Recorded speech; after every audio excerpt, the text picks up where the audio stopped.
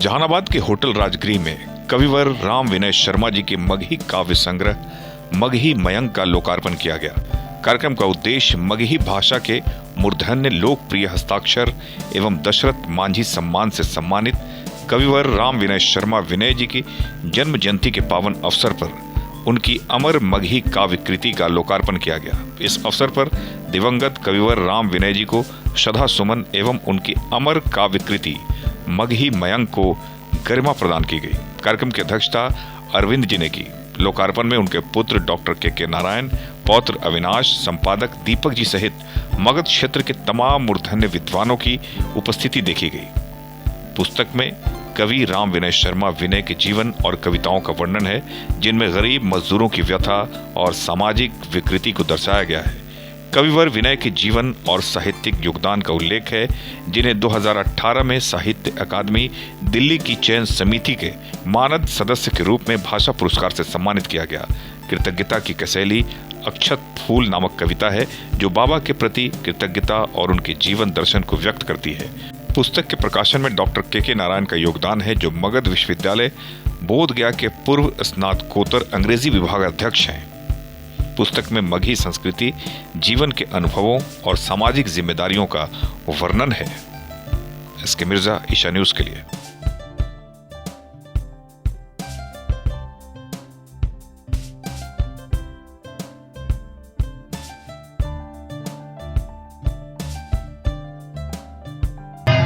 बांस के मसूरिया में बिटिया भरौल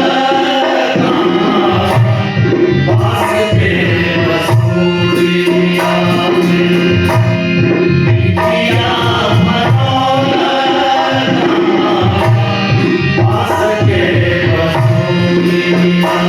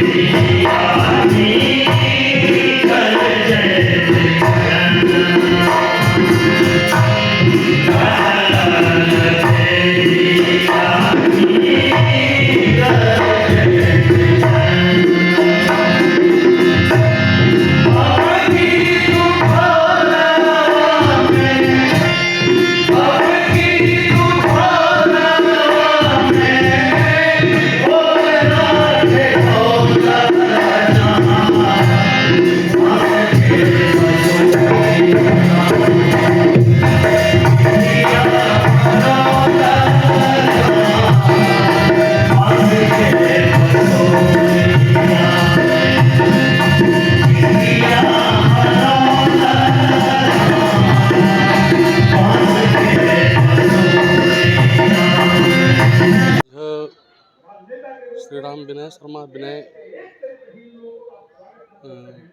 जी की पुस्तक मगही मयंक का लोकार्पण कार्यक्रम है, जो उनके जीवन काल में प्रकाशित नहीं हो पाया और आज उनके जन्म जयंती के अवसर पर लोकार्पित हो रहा है।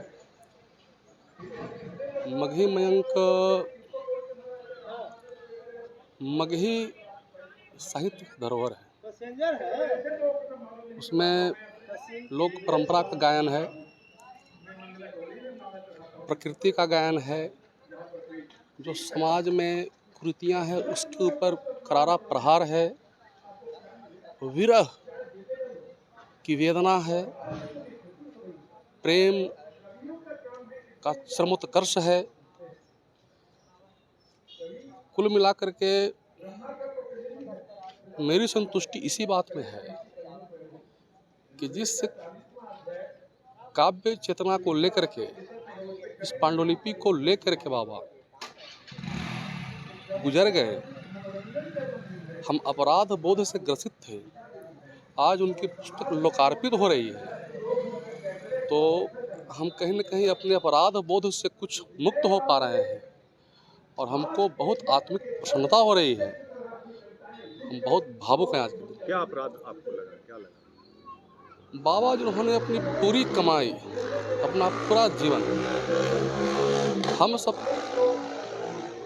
संतति के लिए अपने समर्पित कर दिया, उनके जीवन काल में, उनके जीवित हाथों में उनकी कृति हम लोग नहीं सौंप सके और बाबा चले गए तो ये अपराध बोध था। लेकिन जैसे ही उनकी मृत्यु हुई, मृत्यु के बाद श्राद्ध कर्म के बाद हम लोगों ने संकल्प लिया और उसमें श्री चितरंजन चैनपुरी जी और इस पूरे अनुष्ठान के जो भागीरथ हैं श्री दीपक बाबू से मिल करके, और आज है जो कार्यक्रम है तो उस अनुष्ठान का फल है। कैसा महसूस कर रहे हैं? बहुत संतुष्ट हैं, बहुत प्रसन्न हैं। हम कोई कवि साहित्यकार नहीं हैं, एक बाबा पोता का रिश्ता है और मन का भाव है, शब्द वहाँ हार जाता है, शब्द की एक सीमा है। बस बहुत अंदर से बहुत संतुष्ट हैं।